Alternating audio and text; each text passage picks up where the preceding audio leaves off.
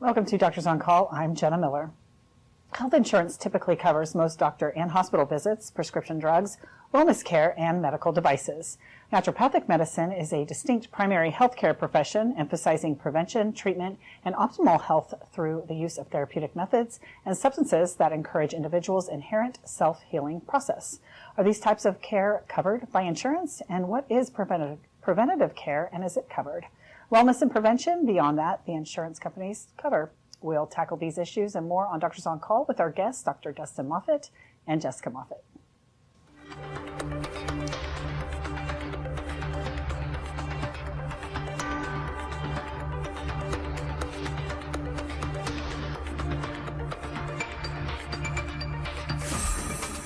Presentation of Doctors on Call on Smoky Hills PBS is made possible in part by an underwriting grant from Russell Regional Hospital, experts, neighbors, friends. Prospectively Healthy and Wellness Clinic, where health and wellness begins. Naturopathic medicine, IV therapy, and wellness services. Our team at Smith County Memorial Hospital is always striving to exceed expectations of our patients and guests. Your family is our family. Dr. Dustin Moffitt is a naturopathic doctor. His areas of expertise include performance health, bioidentical hormones, sports medicine, athletic performance, pain, chronic illness, and weight loss. Dr. Moffitt strives to get to know each of his patients and works to treat the whole patient to address each symptom.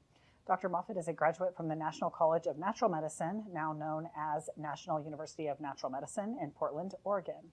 Prior to medical school, he received his Bachelor's of General Studies in Chemistry with a minor in Biology, Physics, and Sociology from Wichita State University in Wichita.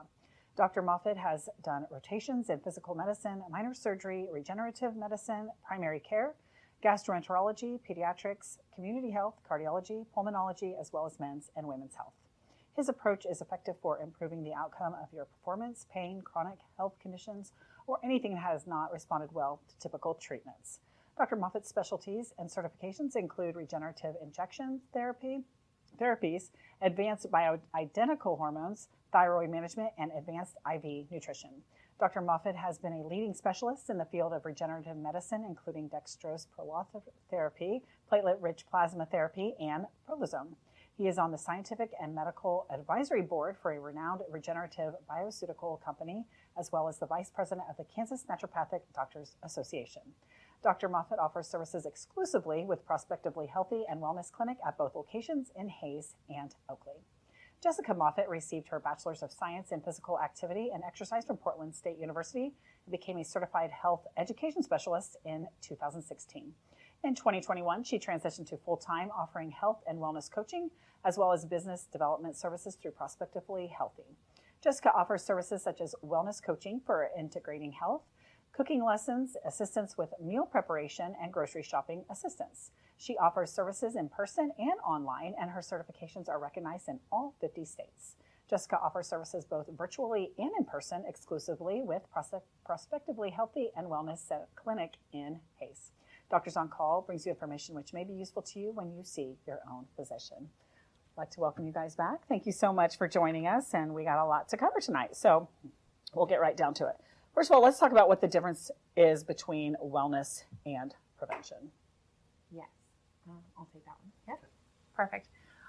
So when we were looking at expanding Prospectively Healthy and Wellness Clinic and what we wanted to incorporate, we wanted to incorporate the idea of being well, the absence of disease, but we also wanted it to be and achieving that, and then also being healthy. And so the combination of the two, so not only just the journey to get there, but also helping patients understand how to stay there in all aspects of life, whether they're talking about diet, lifestyle, or co-occurring diseases and conditions that would be, managed by traditional doctors. So. Sure. And what are maybe some myths, some of the top myths that you would like to debunk about naturopathic medicine tonight?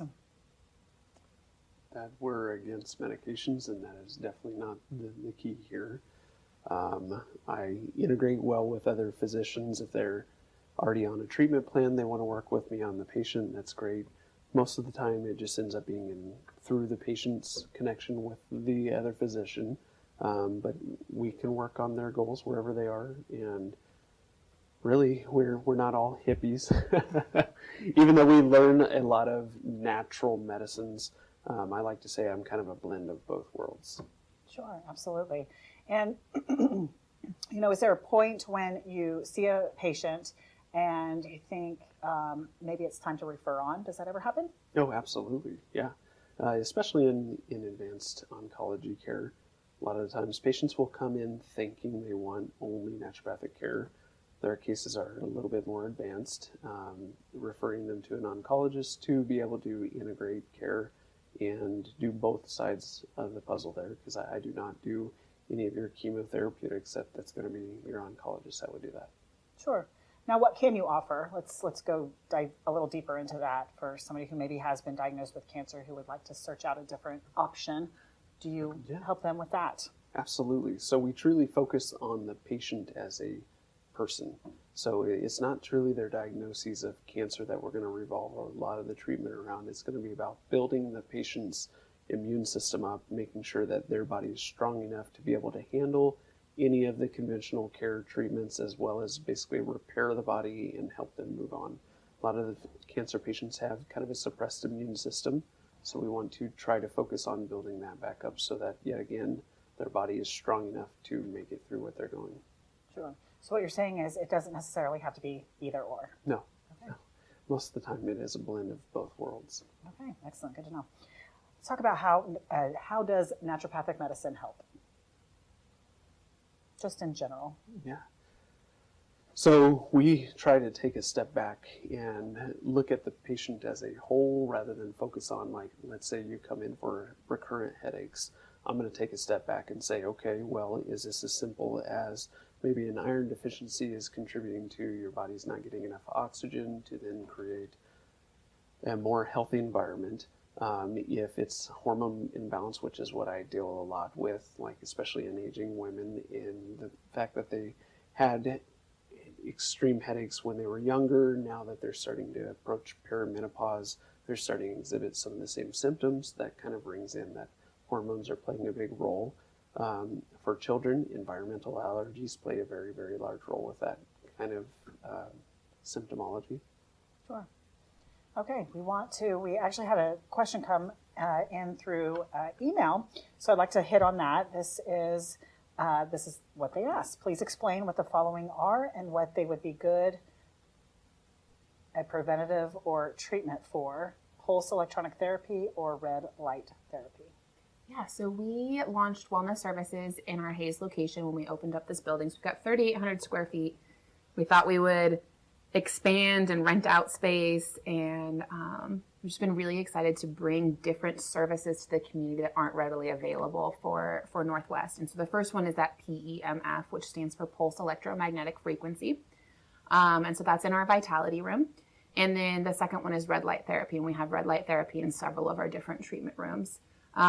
They work very similar in the idea that the body has these pain receptors, and they detect changes in chemicals, changes in pressure, changes in temperature. So things like anxiety, stress, inflammation, barometric pressure changes outside, and they get turned on like light switches, these pain receptors. And then that tells the body that something's going on that needs to be balanced. What happens over time is, just like our moms get tired of going through the house and turning all the light switches off at the end of the day, the body's like, forget it, just leave them on. I'm not going to try and turn them off. And so that PEMF goes through and gives tiny little electromagnetic pulses into the body and slowly whispers, it's okay to turn the lights off. And it turns all those switches off and resets those pain receptors, which is really great for neurological conditions, anxiety, and inflammation. And then the red light helps promote blood flow and circulation, new nutrients to the area so that the body can heal on a more surface area, including the skin, and then also helps to reset those pain receptors as well. So they work really nice with several of the treatments that we have in the office. Sure. And typically, how many treatments does it take before somebody is seeing a difference? I'd say at least 90% of people walk out after their first treatment looking like mush. They're like, I feel so great. Now, it's going to turn back on every time a stimulus turns back on in the body. So sometimes it's working with doc to figure out what's causing the chronic inflammation, right? Is a food allergy that you have? Is it a mold toxicity or a heavy metal toxicity. Sometimes it's working with me and understanding nutrient deficiencies and the way that we need to eat and move our bodies to keep from re-triggering those things. And then the more that you're able to control those, the less frequent that you need treatments. But you could do it every single day if you wanted to. But people feel really, really great just after their first session. So Wonderful. Great to know. All right. We have a question that came in via YouTube. So we're going to hit on that right now. This is, what are the different types of cysts that develop on the ovaries or fallopian tubes, and how are they treated? Yeah. So the difference in cyst development can really play a role into how both your thyroid and your hormones will balance out, as well as metabolically, so more of an insulin resistance type thing. So generally in my female patients that would exhibit cyst production, and especially like ones that get really painful or they're rupturing, sometimes sending them to the ER due to intense pain, a lot of times what we're going to do is we're going to look at regulating an exaggerated estrogen response. So they would be estrogen dominant. Now, it does not always mean that they're going to have an estrogen level of 400 or 500. Sometimes that can be as simple as an estrogen level of 110. But what has to happen is there has to be enough progesterone to balance that estrogen to be protective against it. On the flip side, on the metabolic, a lot of the times, like with PCOS, polycystic ovarian syndrome, we see hyperinsulinemia or an excessive insulin response being a leading role in why those are forming. So oftentimes we'd want to go after, like I said, controlling the excessive estrogen production, helping the body get rid of those metabolites, and then balancing the blood sugars so hopefully the insulin levels aren't spiking quite so much. Excellent. Okay, good to know. Let's talk about what kind of prevention options should patients consider beyond, you hear a lot of the annual exams, you need to do this every year, and what can we look beyond that? Yeah. So in office, we do offer thermography screens, which can look at more preventative type analyses for detecting cancer up to 10 years early, detecting areas of inflammation, showing areas that, let's say you complain about your low back, but the thermography will detect other areas of inflammation in the surrounding tissue that may be contributing to that. So we can use that and pair it with some of the regenerative injection therapies that we do to address any of that. Obviously, if there are changes in the breast tissue, we're going to work on hormone balancing and getting those fixed so that the body is not sequestering those potentially cancer-causing metabolites in that area. Some other preventive stuff. So your generalized screening, if you are having extreme abdominal pain, obviously we're going to send you over to a local hospital to get any kind of an abdominal ultrasound or something of that sort. But really it comes down to symptoms and what that patient's experiencing, what the level of prevention and screening would entail. I always like to tell patients that the body's capable of doing 100 things a day. And whatever it is that's going on that's keeping you from doing that 100 list, that's what we're going to trace back. And the nice thing about naturopathic medicine is it almost boils down to either there's something in the body that shouldn't be there that we need to help the body get rid of, or there's something that's supposed to be there that's missing. And we can help correct both of those with, we can look at labs and see functional values. So even if labs look normal for a patient, but they come back and they're like, I know it says that my vitamin D is normal or within range, but I don't feel it because of X, Y, Z, then we know that even functionally that it's not working, or there's something that's preventing it from being used in the body. Same thing with heavy metals, mold, food allergies, and sensitivities and toxicities. And we can look at the two of them together. Then you have the nice thing about that is things like breast cancer. We can see that the body starts to form changes in cellular energy, changes in inflammation, changes in blood flow for things like breast cancer 10 years ahead of time.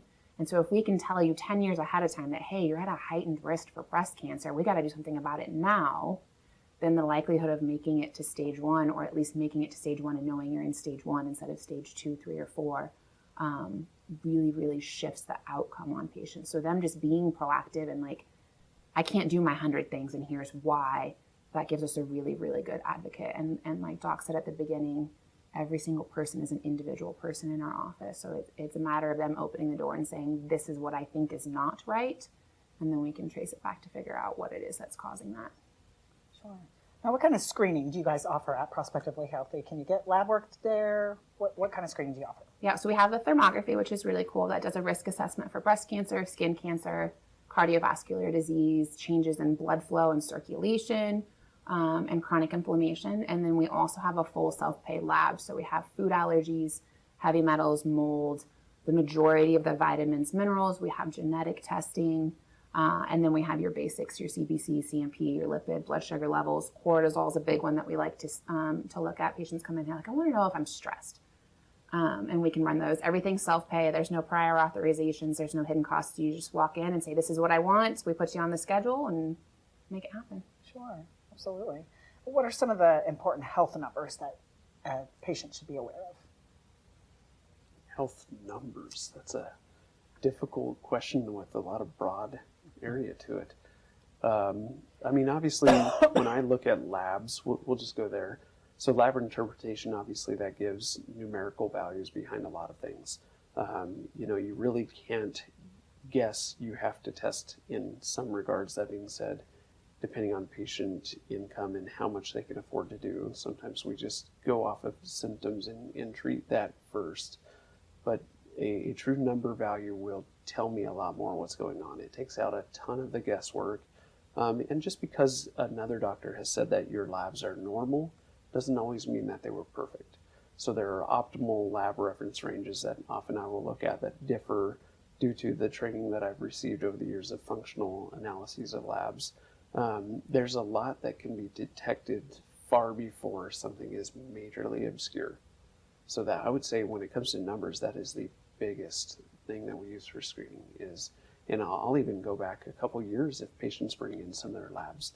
I'll say, hey, this will show me trends of the data, and we can oftentimes see something that was starting many years before their major symptoms outbroke.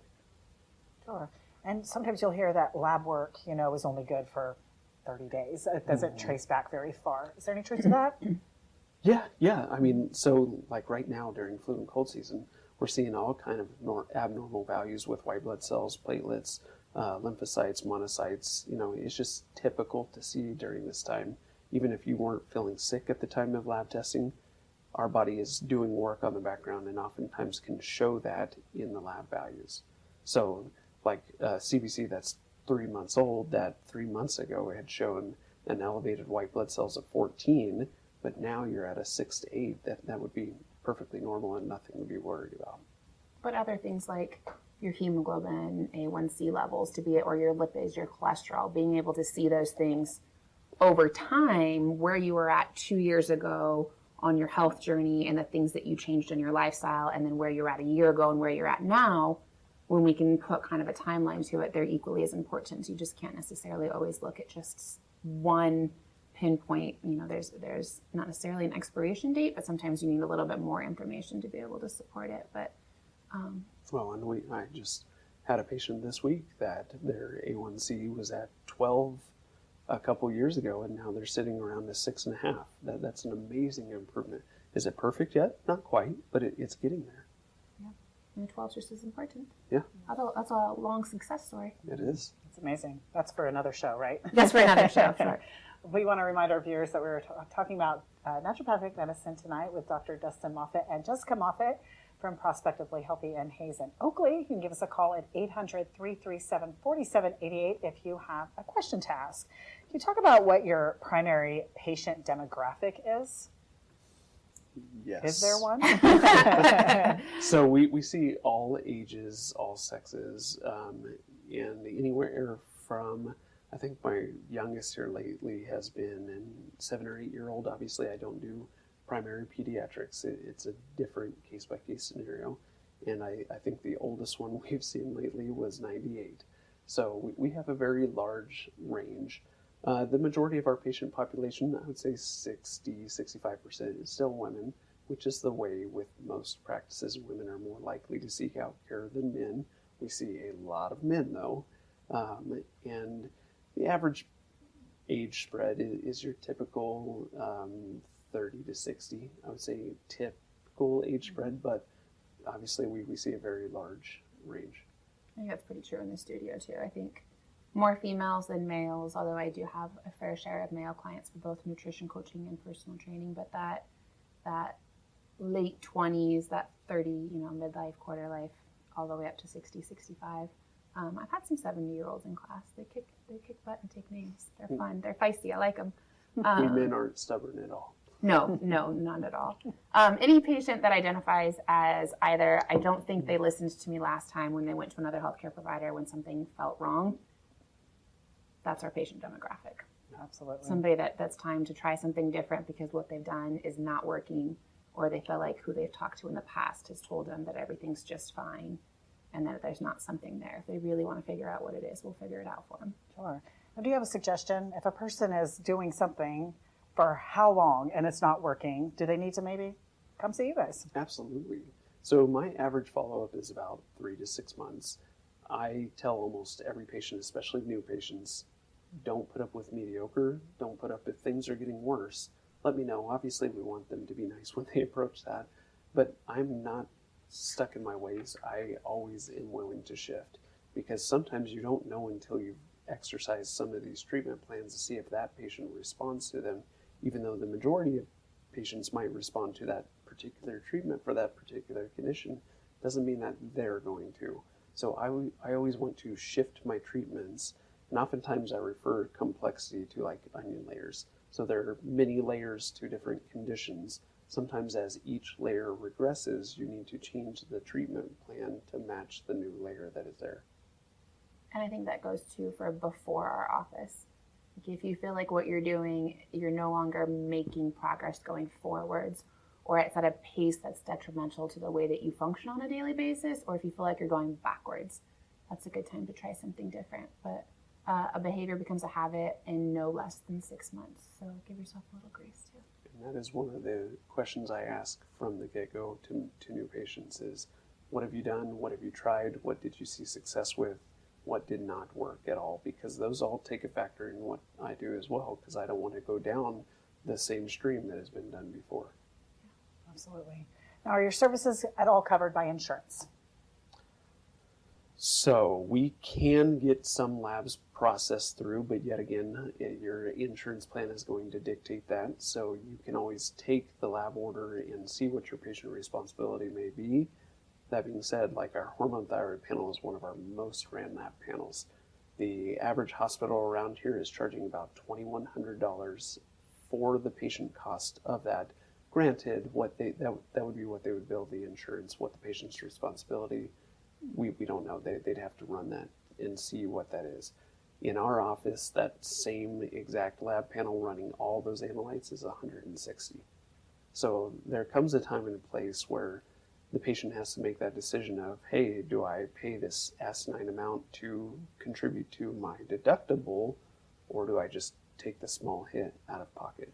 And we have a large majority that end up choosing our discounted lab rates. And we have had a decent number of patients that take their receipts from our office and they're having some good luck getting reimbursed, because we'll have insurance companies call and verify that a bill was, that was legit for care, but we don't bill. So you know exactly what you're paying before you walk through the door. You know what you're gonna be out of pocket, and we tell patients to plan on paying it, and if you get money back, then it's an extra little gift, but otherwise it's just an investment in your health. And I think there's peace of mind knowing when you walk into our office, you know exactly what that visit's going to cost you and exactly what your treatment plan's going to cost you.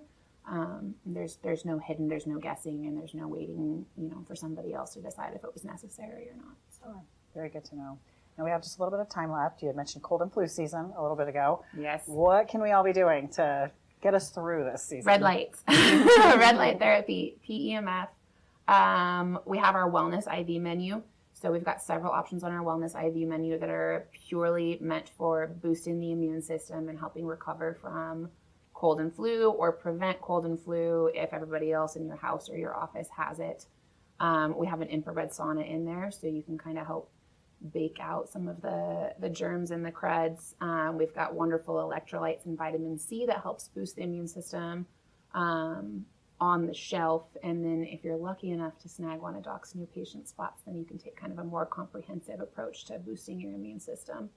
But we've got quite a few options that people can do without seeing him that are just more of a wellness. It's cold and flu season. Let's get it taken care of. And then I'll throw in free at-home stuff. So obviously we want to wash our hands quite regularly with soap and water. This time of year, the heaters just suck the moisture out of the air. Most illnesses start in the nasopharynx, so the back of your nose and throat. Maintaining a proper moisture, so maintaining the humidity in your home can go a long way. Doing saline nasal sprays can help to slow some of the growth there.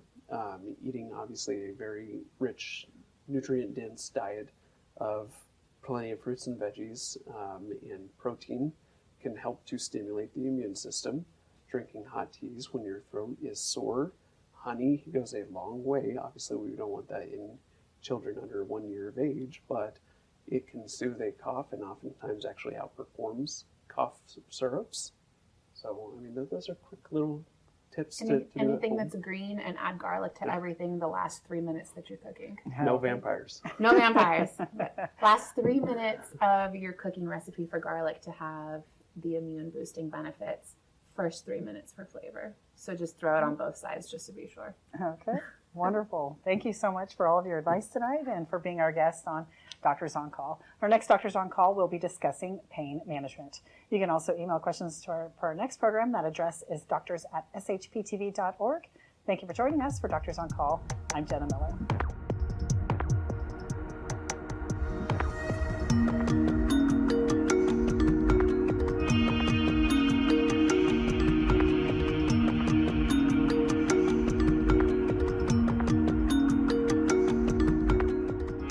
Presentation of Doctors on Call on Smoky Hills PBS is made possible in part by an underwriting grant from